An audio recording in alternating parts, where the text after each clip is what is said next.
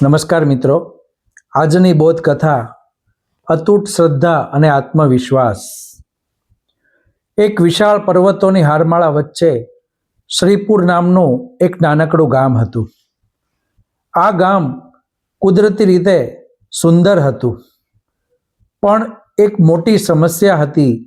ગામની બરાબર સામે એક વિશાળ કાળો પર્વત ઊભો હતો, જે સૂર્યના કિરણોને ગામ સુધી પહોંચતા રોકતો હતો. આ પર્વતને કારણે ગામમાં અડધો દિવસ અંધારું રહેતું અને ખેતી પણ બરાબર થતી નહીં. આ ગામમાં આર્યન નામનો એક 18 વર્ષનો યુવાન રહેતો હતો. આર્યન નાનપણથી જ સાંભળતો આવ્યો હતો કે આ પર્વતને કારણે ગામ ગરીબ છે. વડીલો કહેતા, આ તો વિધાતાનો લેખ છે. આ પર્વત તો પથ્થરનો નથી, પણ આપણી કિસ્મતનો છે, જે ક્યારે હલશે નહીં.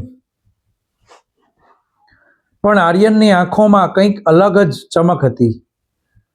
તેને પોતાની મહેનત પર આત્મવિશ્વાસ હતો અને ઈશ્વરની ન્યાયપ્રિયતા પર અતૂટ શ્રદ્ધા હતી. એક સવારે આર્યન હાથમાં નાનકડી છીણી અને હથોડી લઈને પર્વત પાસે પહોંચી ગયો. તેણે પર્વત પર એક જોરદાર ઘા કર્યો. ટચ! એક નાનો પથ્થરનો ટુકડો ઉડીને પડ્યો. ગામ લોકો આ જોઈને હસવા લાગ્યા. ગામના મુખીએ કહ્યું, એલા આર્યન, તારું મગજ તો નથી ચસકી ગયું ને? આટલા મોટા પર્વતને તું આ રમકડા જેવી હથોડીથી તોડીશ?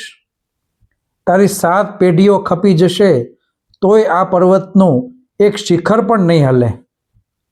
આર્યને શાંતિથી જવાબ આપ્યો, કાકા, મને ખબર છે કે પર્વત મોટો છે, પણ મારો આત્મવિશ્વાસ એનાથી પણ મોટો છે. હું એક દિવસમાં પર્વત નહીં તોડું, પણ એક દિવસમાં એક પથ્થર તો ચોક્કસ તોડીશ. અને જો મારી શ્રદ્ધા સાચી હશે તો કુદરત પણ મને સાથ આપશે. દિવસો વીતવા લાગ્યા. આર્યન સવારથી સાંજ સુધી પર્વત પર ઘા કરતો રહ્યો. લોકો તેને પાગલ કહેવા લાગ્યા. તેના પિતાએ પણ તેને સમજાવ્યો કે આ સમયની બરબાદી છે, પણ આર્યન ડગ્યો નહીં. એક દિવસ પર્વત પર કામ કરતી વખતે અચાનક મોટો વરસાદ પડ્યો. પર્વત પરથી પથ્થરો ઘસી પડ્યા અને આર્યન ઘાયલ થયો. તેનો પગ પથ્થર નીચે દબાઈ ગયો. ગામના લોકો દોડી આવ્યા અને તેને કહેવા લાગ્યા, જોયું, આ પર્વતે તારો પગ તોડી નાખ્યો, હવે તો માની જા. પણ આર્યને જે જવાબ આપ્યો તે સાંભળીને બધા સ્તબ્ધ થઈ ગયા. લોકોની ટીકાઓ અને લોહી લુહાણ પગ હોવા છતાં આર્યને હિંમત ન હારી. તેણે પોતાના ઘા પર પટ્ટી બાંધી અને પથ્થરનો ટેકો લઈને ઊભો થયો. તેણે ગંભીર અવાજે કહ્યું, આ પર્વતે તો માત્ર મારો પગ તોડ્યો છે, પણ મારા મનોબળને તે સ્પર્શ પણ નથી કરી શક્યો. પથ્થર જીતી શકે, પણ મનુષ્યનો આત્મા ક્યારેય હારતો નથી. આર્યનની આ જીદ જોઈ ગામ લોકો તેને રઝળતો મૂકીને ચાલ્યા ગયા. હવે તે સાવ એકલો હતો. રાત પડી ગઈ હતી. આસપાસ જંગલી જાનવરોનો અવાજ આવતો હતો અને ઘાની પીડા અસહ્ય હતી. પણ આર્યને આંખો બંધ કરી અને ઈશ્વરનું સ્મરણ કર્યું. તેની શ્રદ્ધા તેને કહેતી હતી કે તું એકલો નથી. બીજે દિવસે સવારે જ્યારે આર્યન ફરીથી હથોડી ઉપાડવાની કોશિશ કરતો હતો, ત્યારે તેણે જોયું કે તેની પાસે એક સાવ નાની ઉંમરનો છોકરો અને એક વૃદ્ધ દાદા આવીને ઊભા રહ્યા હતા. વૃદ્ધે કહ્યું, બેટા, અમે તારી વાતો સાંભળી. આખું ગામ તારા પર હસતું હતું, પણ અમને તારામાં ઈશ્વરનો અંશ દેખાયો. અમને ખબર છે કે પર્વત તોડવો મુશ્કેલ છે, પણ અમે તારી સાથે થોડા પથ્થરો તો ખસેડી શકીએ ને? આર્યનની આંખો ભરાઈ આવી. તેને સમજાયું કે જ્યારે તમારો આત્મવિશ્વાસ અતૂટ હોય ત્યારે ઈશ્વર કોઈને કોઈ સ્વરૂપે તમારી મદદ માટે માર્ગ મોકલે જ છે. હવે 3 હાથ પર્વત પર પ્રહાર કરવા લાગ્યા. ધીરે ધીરે આ સમાચાર પર્વતની પેલે પાર આવેલા બીજા ગામ શાંતિપુર સુધી પહોંચ્યા. ત્યાંના લોકો પણ આ પર્વતને કારણે વિખૂટા પડી ગયા હતા. ત્યાંના યુવાનોને થયું કે જો આ બાજુથી એક છોકરો પર્વત તોડી શકે તો આપણે સામેની બાજુથી કેમ નહીં? હવે પર્વતની બંને બાજુથી પ્રહાર શરૂ થયા. આર્યનનો આત્મવિશ્વાસ હવે એક આંદોલન બની ગયો હતો. પણ પર્વત એટલો સરળ નહોતો. પર્વતના પેટાળમાં એક વિશાળ ખડગ હતો જે લોખંડ જેવો સખત હતો. ગમે તેટલા ઘા કરો પણ એ તૂટવાનું નામ નહોતો લેતો. આર્યનના સાથીદારો પણ હવે થાકવા લાગ્યા હતા. વૃદ્ધે નિસાસો નાખીને કહ્યું, આર્યન, લાગે છે કે આ ખડક આપણાથી નહીં તૂટે. આ પર્વતનું હૃદય પથ્થરનું નહીં, વજ્રનું બનેલું છે. તે જ સમયે જમીનની અંદરથી એક વિચિત્ર ધ્રુજારી સંભળાઈ. પર્વતના પેટાળમાંથી આવતી એ ધ્રુજારી વધતી ગઈ. પર્વતની પેલી બાજુથી કામ કરતા લોકો પણ ગભરાઈને દૂર ખસી ગયા. આર્યનના સાથીદારો પણ પીછેહટ કરવા લાગ્યા. પર્વતની અંદર જાણે કોઈ રાક્ષસ જાગ્યો હોય એવો ભયંકર અવાજ આવતો હતો. આર્યન, ભાગ અહીંથી. આ પર્વત ગમે ત્યારે તૂટીને આપણને જીવતા દાટી દેશે. વૃદ્ધ દાદાએ બૂમ પાડી. પણ આર્યન સ્થિર ઊભો હતો. તેની નજર પેલા વજ્ર જેવા ખડકમાં પડેલી એક નાની તિરાડ પર હતી. તે જાણતો હતો કે ભલે બહારથી ધ્રુજારી ડરામણી લાગતી હોય પણ આ પર્વતના પતનનો સંકેત છે. તેણે હથોડી મક્કમતાથી પકડી અને મોટેથી કહ્યું, ગભરાશો નહીં. જ્યારે સંઘર્ષ ચરમસીમાએ પહોંચે ત્યારે જ સફળતાનો માર્ગ ખુલે છે. પર્વત ધ્રુજે છે કારણ કે તેનો અહંકાર હવે ઓગળી રહ્યો છે. જેમ જેમ આર્યને પેલા ખડક પર પ્રહાર કરવાનું શરૂ કર્યું તેમ તેમ જમીનમાંથી પાણીનો એક નાનો ફુવારો ફૂટ્યો. પર્વતની અંદર છુપાયેલી એક પ્રાચીન નદીનો સ્ત્રોત હવે બહાર આવવા મથતો હતો. પાણીના દબાણને કારણે પર્વત નબળો પડી રહ્યો હતો. આર્યનને સમજાઈ ગયું કે જો તે આ પાણીના સ્ત્રોતને માર્ગ આપશે તો કુદરત પોતે જ પર્વતને ચીરી નાખશે. તેણે જીવના જોખમે પેલા ખડકની બરાબર વચ્ચે પ્રહાર કરવાનું ચાલુ રાખ્યું. પથ્થરના ટુકડા ઉડીને તેને વાગતા હતા. પાણીનો વેગ વધતો જતો હતો પણ તેનો આત્મવિશ્વાસ અટલ હતો. અચાનક એક જોરદાર ધડાકો થયો. આખું ગામ ધ્રુજી ઉઠ્યું. લોકો પોતપોતાની ઘરની બહાર દોડી આવ્યા. ધૂળની ડમરીઓ ઉડી અને વાતાવરણ ધૂંધળું થઈ ગયું. થોડી વાર પછી જ્યારે ધૂળ શાંત થઈ ત્યારે લોકોની આંખો આશ્ચર્યથી ફાટી ગઈ. પર્વતની વચ્ચે એક ભવ્ય તિરાડ પડી ગઈ હતી અને તેમાંથી દૂધ જેવું સફેદ પાણી વહી રહ્યું હતું. આટલા વર્ષોથી તરસ્યું ગામ હવે પાણીથી છલકાઈ રહ્યું હતું. પણ આર્યન ક્યાં હતો? ધડાકા પછી આર્યન ક્યાંય દેખાતો નહોતો. પર્વતના કાટમાળ વચ્ચે તેની હથોડી પડી હતી પણ તે પોતે ગુમ હતો. લોકો તેને શોધવા માટે દોડ્યા. ગામના મુખીએ પસ્તાવો કરતા કહ્યું, અમે તેને પાગલ સમજ્યો પણ તેણે તો આપણી પેઢીઓનું નસીબ ખોલી નાખ્યું. જો આજે તેને કંઈ થયું હશે તો આપણે ક્યારેય પોતાને માફ નહીં કરી શકીએ. સૂરજ આથમવા આવ્યો હતો. અચાનક પર્વતની તિરાડમાંથી વહેતા પાણીના પ્રવાહની વચ્ચે એક આકૃતિ દેખાઈ. પાણીના ધસમસતા પ્રવાહની વચ્ચેથી એક આકૃતિ ધીરે ધીરે બહાર આવી રહી હતી. આખું ગામ શ્વાસ રોકીને જોઈ રહ્યું હતું. તે આર્યન જ હતો. તેના કપડાં ફાટી ગયા હતા, શરીર પર પથ્થરોના અસંખ્ય ઘસરકા હતા, પણ તેના ચહેરા પર એક અજીબ દિવ્ય તેજ હતું. તેના હાથમાં હજુ પણ પેલી નાનકડી છીણી હતી, જે હવે ઘસાઈને સાવ નાની થઈ ગઈ હતી. ગામ લોકો દોડીને તેની પાસે પહોંચ્યા. આર્યન કિનારે આવીને ફસડાઈ પડ્યો, પણ તેના હોઠ પર સ્મિત હતું. તેણે પર્વતની પેલી નવી બનેલી તિરાડ તરફ આંગળી ચીંધીને કહ્યું, જુઓ, હવે સૂરજ આપણી પ્રતીક્ષા નહીં કરે. આપણે સૂરજને આવકારીશું. પાણીના એ પ્રવાહની સાથે પર્વતની અંદરથી માત્ર પાણી જ નહીં, પણ વર્ષોથી દબાયેલા કિંમતી ખનિજો અને અત્યંત ફળદ્રુપ માટી પણ બહાર આવી હતી.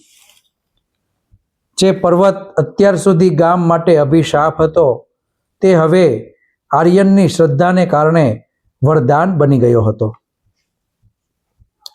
પણ વાર્તા અહીં પૂરી નહોતી થતી. પર્વતમાં પડેલી તિરાડ હજુ નાની હતી. ત્યાંથી પાણી તો આવી શક્યું હતું, પણ ગાડા કે લોકોની અવરજવર માટે રસ્તો હજુ તૈયાર નહોતો. પર્વતની પેલી પાર રહેલા શાંતિપુરના લોકો પણ કિનારે આવીને ઊભા હતા, પણ વચ્ચે વહેતું પાણી એ કાટમાળ નડતરૂપ હતા. ગામના મુખીએ આર્યનનો હાથ પકડીને કહ્યું, બેટા, તે રસ્તો બતાવ્યો છે, પણ હવે આ કામ પૂરું કરવાની જવાબદારી અમારી છે. તે એકલાએ પર્વત હલાવ્યો છે, તો શું અમે આખું ગામ મળીને તેને તોડી ન શકીએ? આર્યનના આત્મવિશ્વાસે આખા ગામના આળસને ખંખેરી નાખી હતી. હવે કોઈ તેને પાગલ નહોતું કહેતું. ગામનો દરેક પુરુષ, સ્ત્રી અને બાળક પથ્થરો હટાવવાના કામે લાગી ગયા. જે કામ આર્યને એકલા હાથે શરૂ કર્યું હતું, તે હવે એક વિરાટ યજ્ઞ બની ગયું હતું. પરંતુ કુદરત હજુ એક છેલ્લી કસોટી લેવાની હતી. પર્વતની જે તિરાડ પડી હતી, તેની ઉપરનો એક વિશાળ ખડક જોખમી રીતે લટકી રહ્યો હતો. જો તે ખડક યોગ્ય રીતે ન હટાવાય તો ગમે ત્યારે નીચે કામ કરી રહેલા સેંકડો લોકો પર પડી શકે તેમ હતો. તે ખડક સુધી પહોંચવું અત્યંત જોખમી હતું, કારણ કે નીચે ઊંડી ખીણ અને ઉપર સીધો ચઢાણ હતો. આર્યને જોયું કે લોકો ડરી રહ્યા છે. તેણે ફરીથી પોતાની કમરે દોરડું બાંધ્યું. વૃદ્ધ દાદાએ તેનો હાથ પકડીને રોક્યો. ના આર્યન, હવે તારું શરીર સાથ નહીં આપે. આ બધું જોખમી છે. આર્યને શાંતિથી કહ્યું, દાદા, શ્રદ્ધા ત્યાં જ શરૂ થાય છે જ્યાં તર્ક પૂરો થાય છે. જો ઈશ્વરે આટલે સુધી સાથ આપ્યો છે, તો આગળ પણ તે જ સંભાળશે. આર્યન ઉપર ચઢવા લાગ્યો. પવન ખૂબ તેજ હતો અને પથ્થરો લપસણા હતા. આર્યન પહાડની સીધી ભેખડ પર ચડી રહ્યો હતો. નીચે આખું ગામ શ્વાસ અદ્ધર કરીને જોઈ રહ્યું હતું. પવનના સુસવાટા તેને પાછળ ધકેલી રહ્યા હતા, પણ તેના મનમાં એક જ લક્ષ્ય હતું, સૌની સુરક્ષા. જેમ જેમ તે ઉપર પહોંચ્યો, તેને સમજાયું કે જે ખડક લટકી રહ્યો છે, તેને હટાવવા માટે માત્ર શક્તિ નહીં, પણ સંતુલનની જરૂર છે. તેણે જોયું કે ખડકના મૂળમાં એક નાની જળધારા વહી રહી હતી, જેણે પથ્થરને અંદરથી પોલો કરી દીધો હતો. આર્યને પોતાની હથોડીનો છેલ્લો પ્રહાર એની જગ્યાએ કર્યો જ્યાંથી આખું વજન સંતુલિત હતું. એક જોરદાર અવાજ સાથે એ વિશાળ ખડક ખીણની બીજી તરફ ખાબક્યો. રસ્તો હવે સાફ હતો. નીચે ઊભેલા લોકોએ હર્ષનાદ કર્યો. પણ જ્યારે આર્યન પર્વતની સૌથી ઊંચી ટોચ પર ઊભો રહ્યો, ત્યારે તેની નજર દૂર ક્ષિતિજ પર પડી. ત્યાં તેને કંઈક એવું દેખાયું જેની તેણે ક્યારેય કલ્પના નહોતી કરી. પર્વતની પેલે પાર માત્ર શાંતિપુર ગામ જ નહોતું, પણ એક વિશાળ સમૃદ્ધ મેદાન અને એક જૂનું પ્રાચીન મંદિર હતું, જે વર્ષોથી આ પર્વતના ઓથાર નીચે દબાયેલું હતું. તે મંદિરના શિખર પર સૂર્યના પ્રથમ કિરણો પડી રહ્યા હતા અને તે સોનાની જેમ ઝળહળી રહ્યું હતું. આર્યનને સમજાયું કે આ પર્વત માત્ર માર્ગમાં અડચણ નહોતો, પણ એક મોટો ખજાનો અને સંસ્કૃતિને છુપાવીને બેઠો હતો. તેની અતૂટ શ્રદ્ધાએ માત્ર રસ્તો જ નહોતો બતાવ્યો, પણ એક ભવ્ય ભૂતકાળને વર્તમાન સાથે જોડી દીધો હતો. નીચે ઉતરીને જ્યારે આર્યન ગામમાં આવ્યો ત્યારે લોકો તેને પોતાના ખભા પર ઊંચકી લીધો. ગામના મુખીએ જાહેર કર્યું કે આજથી આ રસ્તો આર્યન પથ તરીકે ઓળખાશે. પરંતુ હજુ એક રહસ્ય બાકી હતું. પેલા શાંતિપુરના લોકો જે સામે છેડે ઊભા હતા, તેમની વચ્ચે એક યુવતી હતી જે આર્યન તરફ એક અજીબ નજરે જોઈ રહી હતી. તેના હાથમાં એક જૂની પોથી હતી જે પર્વત તોડવાની આખી પ્રક્રિયા સાથે જોડાયેલી કોઈ ભવિષ્યવાણી જેવી લાગતી હતી. તે યુવતી પાણીનો પ્રવાહ ઓળંગીને આર્યન પાસે આવી અને બોલી, "તને લાગે છે કે આ પર્વત તે તોડ્યો છે? આ તો એક જૂનું ઋણ હતું જે આજે પૂરું થયું છે." પેલી યુવતીએ આર્યનના હાથમાં એક પ્રાચીન તારપંત્ર એટલે કે તાંબાનું પત્ર મૂક્યું. તેના વર્ષો જૂની લિપિમાં લખ્યું હતું, "જ્યારે શ્રદ્ધા પહાડ જેવી અડગ બનશે અને આત્મવિશ્વાસ સૂર્ય જેવો તેજસ્વી થશે, ત્યારે જ આ કાળો પર્વત માર્ગ આપશે અને તેની પાછળ છુપાયેલું જ્ઞાન અને સમૃદ્ધિ જગત સમક્ષ પ્રગટ થશે." તે યુવતીએ સ્મિત સાથે કહ્યું, "મારા પૂર્વજો આ પર્વતની રક્ષા કરતા હતા અને તે દિવસની રાહ જોતા હતા જ્યારે કોઈ સંકલ્પબદ્ધ મનુષ્ય તેની હથોડીના પ્રહારથી આ જડતાને તોડશે. આર્યન, તે માત્ર પથ્થર નથી તોડ્યો, તે લોકોના મનમાં રહેલો અશક્યનો ડર તોડ્યો છે." હવે બંને ગામો વચ્ચેનો રસ્તો ખુલી ગયો હતો. જે ગામો વર્ષોથી અંધકારમાં જીવતા હતા, ત્યાં હવે સૂર્યનો સીધો પ્રકાશ પડતો હતો. આર્યનની મહેનતને કારણે નીકળેલી નદીએ આસપાસની જમીનને નંદનવન બનાવી દીધી. શ્રીપુર અને શાંતિપુર હવે એક થઈ ગયા હતા.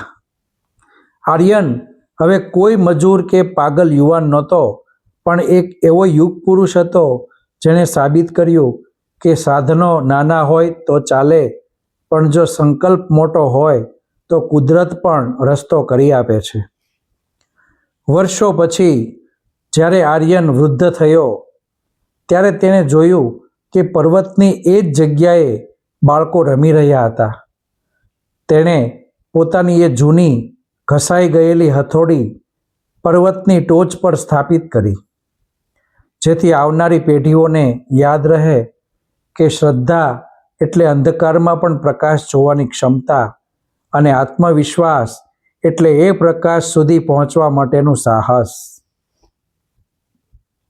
મિત્રો, તમારા માર્ગમાં આવતા પહાડ જેવા અવરોધોથી ડરશો નહીં.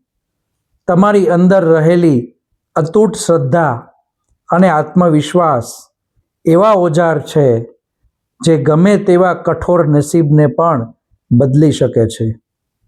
સફળતા ક્યારેય એક દિવસમાં નથી મળતી, પણ જો રોજ એક પથ્થર તોડવાની હિંમત હોય તો એક દિવસ પર્વત પણ માર્ગ આપે છે.